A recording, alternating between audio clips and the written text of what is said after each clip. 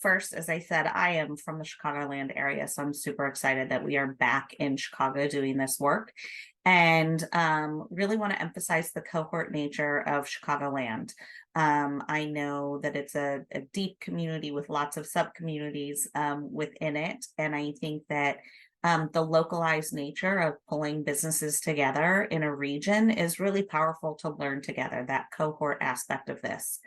So, in terms of what are some of the outcomes that we really want to focus on in our time together in our 10-month program, is that the idea is we're gonna innovate new strategies that are grounded in employee needs and input. So we have ideas as employers about what we think employees need. We want to encourage you to take a step back and solicit employee voice to find out what their needs are based on their input. We are going to then take that input and identify and create a scalable program that can address some of those needs within your organization. So the idea is that we're starting by soliciting input and we're ending the 10 months by implementing a pilot program based on those employee inputs. We know that there's going to be, and we are going to provide you with intentional and consistent engagement with frontline talent.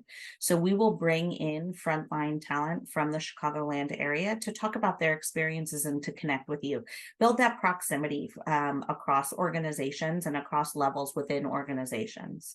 We bring in the frontline talent so that those folks are not coming from your organization.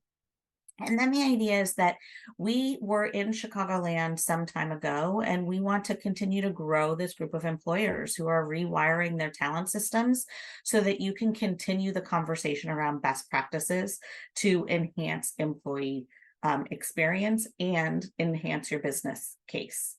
So let's talk a little bit about the program. Next slide, please, Ray. There are three really critical elements, and then you'll see that there's a fourth one at the end, which is the sharing and celebration piece of the work. But Activate is our first in-person experience, and that will take place in March of 2024. It's a 2-day in-person experience where we'll get together as a cohort of employers. We'll have some frontline talent in the room, and we will begin to have conversations around who are we and why are we here and how can we prioritize, what are ways we can prioritize employee voice. We'll ground that workshop in some of our research on our enabling conditions for employee voice. So what is the condition we need to set in our environment to make sure that our employees can share their ideas, their voice, their interests, their needs. Then this light blue area here is called Elevate, and that's really all of our virtual component of the program. During that time, we will have 1 2 to 3 hour meeting virtually where we'll come together and have an experience in the cohort. Otherwise, it's going to be conversations that you as employers and employer teams are having with your TAP or your technical assistance provider. And I'll talk a little bit more about that person in a little bit. But the expectation is that you meet with that person monthly to give you some technical guidance in terms of feedback around implementing or assessing employee voice and preparing for what is next, which is the Create session. So the Create session is in October of 2024. And what's going to happen in that 2-day in-person experience is that based on what you heard from your employees during Elevate, what are 2 to 3 pilot ideas that you are hoping to implement in your organization? You'll share those pilot ideas, you'll get feedback, you'll tighten up those pilot ideas, and then October through December, you will begin to implement that pilot and you will share feedback and educate all of us on what's working and what's not working in a closing 2 to 3 hour session in December of 2024. Next slide, please. So what you can see here is that detailed view. So we talk about the outcomes overall of the 3 kind of pinnacle phases. And then we indicate to you that you're working with this technical assistance provider throughout your entire experience. We are meeting with the technical assistance providers now. Again, I'll talk a little bit more about who they are and where they come from. And the idea is that you've got 10 months to hear from them, to create an environment where employees are ready and excited to share ideas with you. They share those ideas with you. You generate a pilot idea, and then you go ahead and you share your findings based on initial implementation of that pilot. So next slide, please. So if we move into the, we've got the professional development aspect of the program, which is what we just shared in terms of the facilitated experiences that we from Talent Rewire will be sharing with you. But I keep mentioning these TAPs, or technical assistance providers. We worked closely with our partners in Chicago to find folks from various workforce development organizations across the Chicagoland area. So they have regional expertise around the Chicagoland landscape. They have workforce development expertise based on their experiences. And then we go ahead and we provide them a deeper experience and connection to our work at Talent Rewire. And what they do is they help shepherd you or consult with you around some of the problems that might occur when you're getting ready to implement this pilot. They are someone who's going to help hold you accountable. There's someone going to surface questions. There's someone who's going to ask you questions to think about why and what about this program is so important to impact the life and success of your business and the experience for your frontline employees. The technical assistance providers will be meeting with you, the employers, one-on-one, and they will also be meeting as a group. So the idea is that we can work to do some deeper problem solving and make sure that you as employers feel supported in this process. I'm going to pass it over to Ray, who's going to go ahead and talk about the other really critical component that's unique about this Talent Rewire experience. Thanks, Scotty. And as Scotty mentioned, we have frontline advisors that will also be a part of this program. And these are folks that have frontline experience or are actively working in frontline roles. We will recruit them and they will be local to Chicago. And so what they'll be able to do is offer employers feedback on some of the pilot ideas that you all are having. And we also have a frontline employee council that is unique to Talent Rewire that we will use to help think about our curriculum and how we're facilitating the program. So again, we really believe that we want to help employers have frontline voices, but we also want to make sure that on our end that we are creating opportunities for frontlines to provide feedback on our programming and the way that we do our work as well. So thanks, Scotty, for giving us an overview of the program components and the timeline. I want to sort of transition now to let folks know what to expect in terms of the time commitment and also what we expect in terms of employer engagement for this type of program. And so the requirements, the type of company, again, we are sector agnostic and we are working with companies of all different sizes. And really what it takes to be a Talent Rewire employer is to have a commitment to advancing equity, being able to access some of your frontline data and having a frontline workforce. Committing to participating in all the Action Lab components. So as Scotty mentioned, we have several in-person sessions, we have a couple of virtual sessions, and then we also want to make sure that you have an executive sponsor or an executive of your organization that can help sign off on the work to make sure that you were actually able to proceed forward with any pilot implementation ideas that you might have. And so when we think about the types of folks who generally attend our programs, they're human resource leaders, DEIB leaders, folks in operations or employee engagement folks. The time commitment, so it is a 10-month program. It kicks off in March and it has two in-person convenings, which are 2 days, 2 virtual convenings, which are approximately 3 hours. Employers will have to participate in monthly technical assistance calls. Those are approximately 30 minutes to an hour. And then there's an optional piece here because we recognize that in order to move this work forward, companies and employees are going to have to really spend some time together outside of the program that we have built. And so we're encouraging employers to have some optional internal strategy alignment meetings in between our sessions to make sure that you all are debriefing on your learnings, but also coming together to think about how you can move your pilot ideas forward. And so our expectations for employers is that you participate in all the sessions, so both the virtual and in-person components. We expect that you'll work with your technical assistant provider. Again, those are folks that are in Chicago that have a unique experience that will be able to guide you in your pilot idea. We also expect that you will pilot something at the end of our program. So we'll guide you through an experience, and by the end, you hopefully have a couple of ideas, or at least one that you want to move forward to affect change at your organization. And just to confirm all these details, we'll send you an MOU so that you'll have all the details, all the requirements all in one place. And we'll ask that your senior leadership signs off on that. And again, that's important just to make sure that the organization has agreed to helping you advance the work so that our HR leaders and senior leaders have an opportunity to connect and decide, yes, this is something that we really want to commit to. And this is work that we really want to do. And so in terms of your next steps, so you'll have to attend an information session. So glad to see you all here and getting more information from us. If this is a viable opportunity, then we encourage you to think about who are the right folks on your team that might participate. So we generally ask that folks send between 2 to 4 folks. And again, this can be a combination of different people on your team. So it can be an HR person, it can be an operation person. This is now the time to decide who are the right folks that might participate in this program. And I would say as well, thinking about the people, thinking about the timing and commitment, and thinking about the time of the year this program falls. These are all things that I think are really important in assessing whether or not the program is going to be a right fit for you all right now.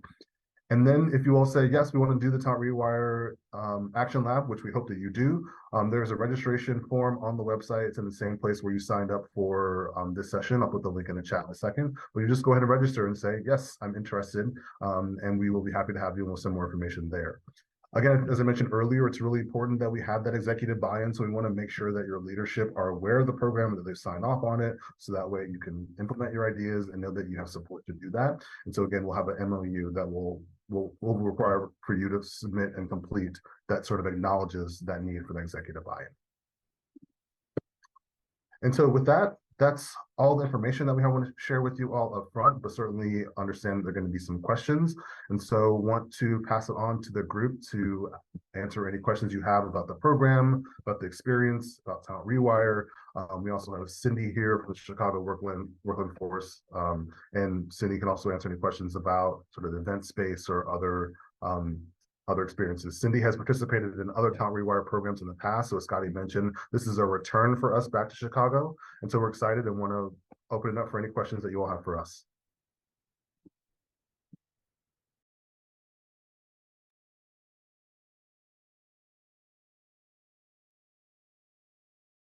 So you mentioned that this is a pilot program. Have you done anything like this in another state or anywhere like that?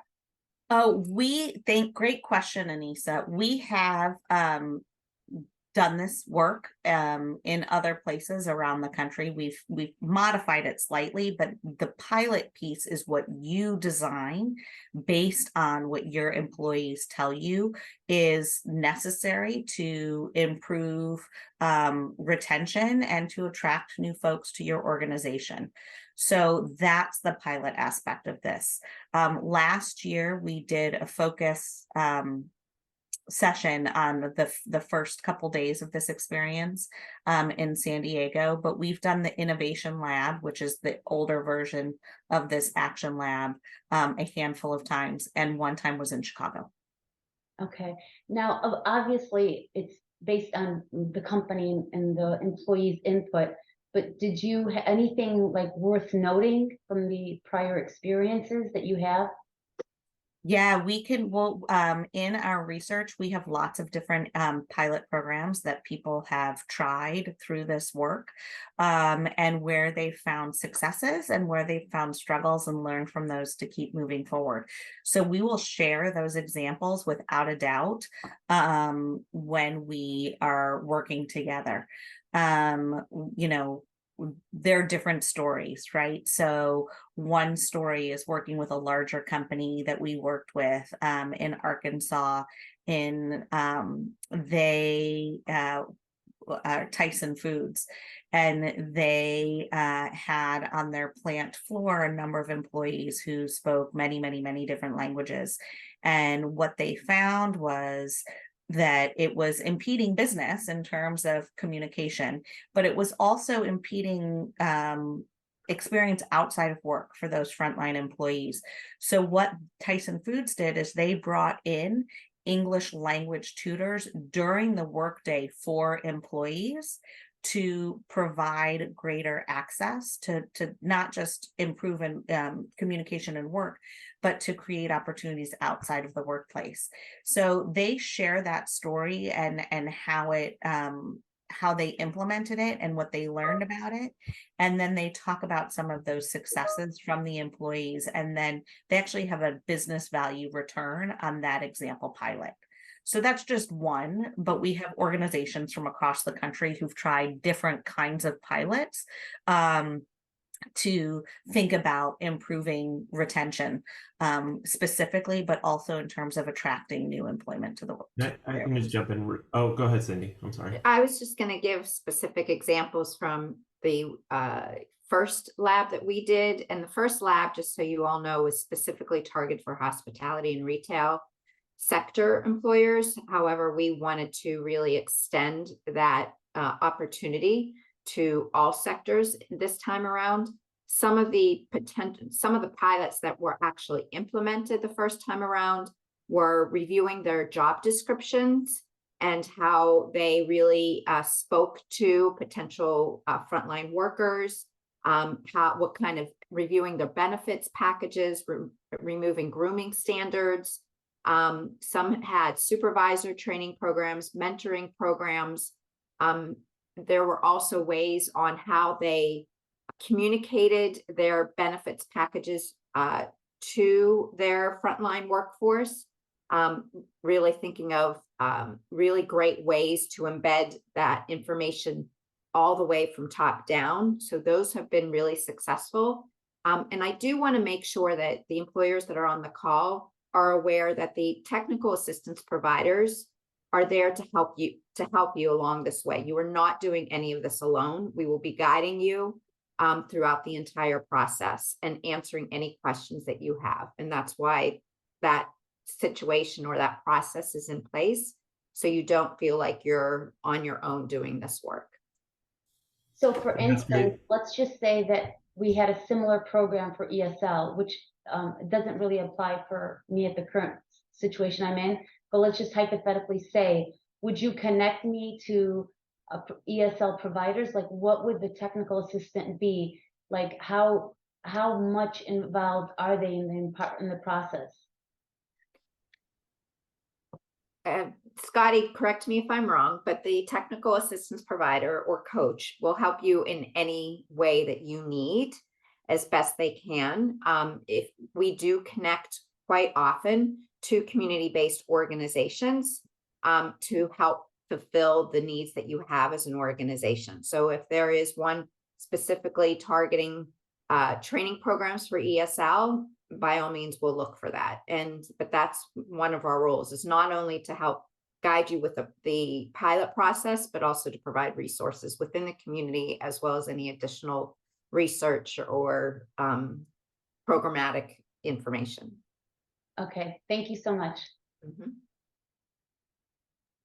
Anissa, that was a great question. And Cindy, that was a really helpful response. Anissa, the other thing that I will add to what Cindy said is that through the program process, you will identify the pilot idea that's going to be best for you. And so we don't come in and say, this is what you should do. We'll come in with some ideas, but through the process is where you'll really brainstorm with your team and really think about what are the things that you can do with your organization and what are the things that actually can move forward. And just to further add on to what Cindy said around the TAPs, part of their role and the reason why we find local people is so that they can tap into the local resources.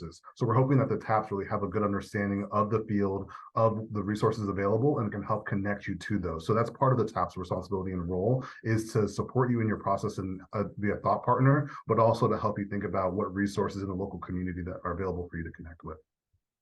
Sounds good. Thank you so much. I do have one more question. I don't mean to hog the time, but so as far as the MOU, is it going to be identical to what you're talking today, or is there anything else on there?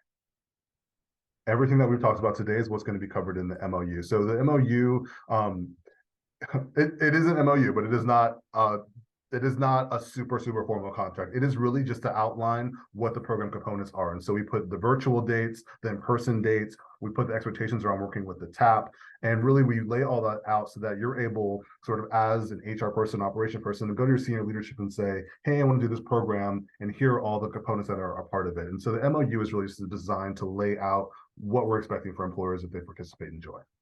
Okay, all right, thank you. Great question. And I can add, if you all see that there's something that your legal department must have as part of the memo of understanding, by all means, it can be tweaked. We can review it. And there have been some occasions in the past that they needed some language added. It can be reviewed by Talent Rewire, and on most cases, it has been approved. So I just wanted to share that.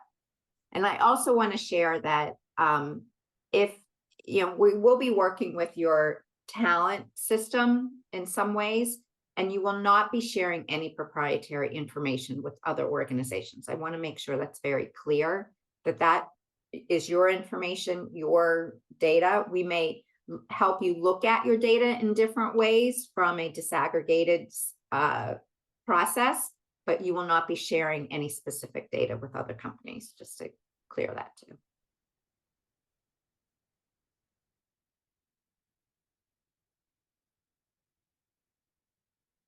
Okay, you made, I have another question from that. So what about collaboration? If I have a great idea, shouldn't I want to share that with the other members? It's up to you to share. So Okay. for instance, I think one of the things that Cindy's indicating is sometimes what happens is you go into your organization, you're pulling up data, and that data is confidential data that, you know, it's up to you to choose to share or not to share. We are never going to solicit that information. However, regarding your ideas, the hope is that you will share ideas around your pilot, because what's going to happen is during the second in-person session, you're actually going to be bringing 2 or 3 ideas to the group to get feedback on from frontline advisors in the room, but also from other colleagues from other businesses. So they'll ask some of those probing questions to make sure that you're really ready to go and make the right decision about which pilot is there. So we would definitely hope that you'll share your pilot ideas. We just don't want you to feel like you have to share any confidential data about your actual organization. Okay, got it. Thank you. Yeah. I have a quick question. So first of all, thank you very much for the overview. It's very helpful. I didn't know much about the process, and it's really answered a lot of my questions.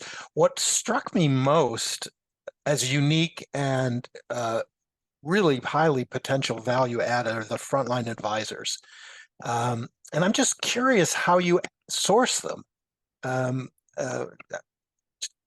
That's more out of curiosity than anything else. I'm going to turn it over to Yuli, actually, who we have on the call, who is our frontline lead in our work in terms of the program. So Yuli, you want to talk about that a little bit? Absolutely. Actually, Scotty and I were just working on that, on some document that we're going to be sending Cindy very soon about sourcing those individuals. And historically, what we've done is that we partner with workforce organizations that are local to the area, because what we want to do is bring in folks that can talk to the local experience, whether it's transportation, childcare, healthcare, any other given barrier that they might have towards being hired by local employers. The reason for these conversations is just that it's a little bit of a human-centered design. So just going to those who are closest to the problem to brainstorm for solutions. So they're not going to bring in any ideas. They're not going to bring in any solutions. What they are going to bring in is their lived experiences, and they are going to maybe challenge you or question you on your pilots and your ideas, to make sure that when you go back to your companies and you present them to your other executives and get buy-in, that you've thought of every possible sort of scenario or different things, and you will be able to say, we've actually ran this through folks who have similar experiences. Now, just also as a little bit of a background, the people that we bring in, we try to bring people with as diverse experience as possible. all across industries. So we don't bring folks from one specific sector. We try to bring folks from all ages, all backgrounds, all type of experiences, and sometimes that folks that are maybe not currently frontline but have been in the past.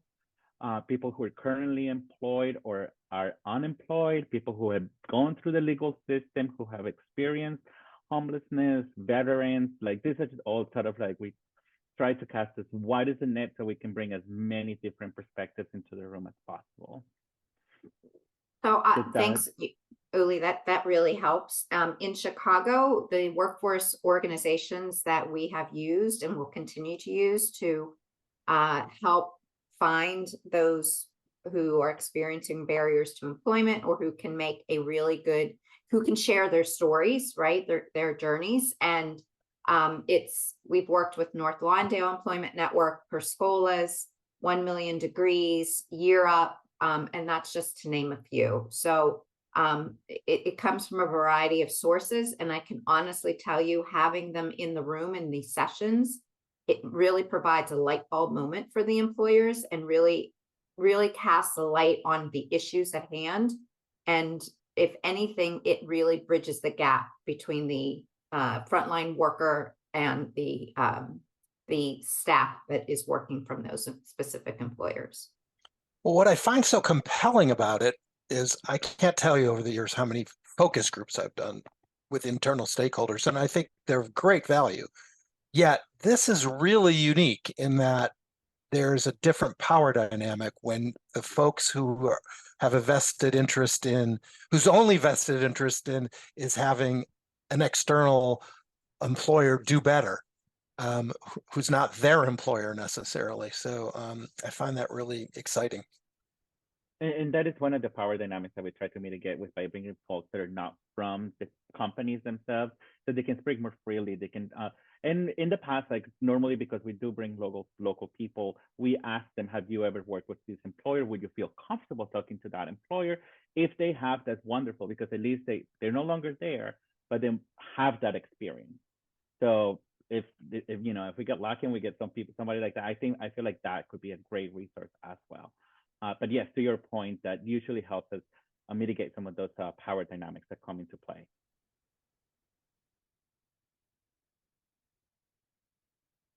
Also, just want to point out that as far as we have the program design, they will be there for the first day of the in-person experience. They will not be there for the second day, but they would be there for the full day experience. And this is just part of the curriculum design. So just upfront, there's no expectation that they will be. Also, another thing is that they're compensated for their time. We compensate them directly for the at an hourly rate for the time that they're there and for their services. It's a great question, Richard. What other questions do folks have about the experience, the timeline, Talent Rewire, next steps?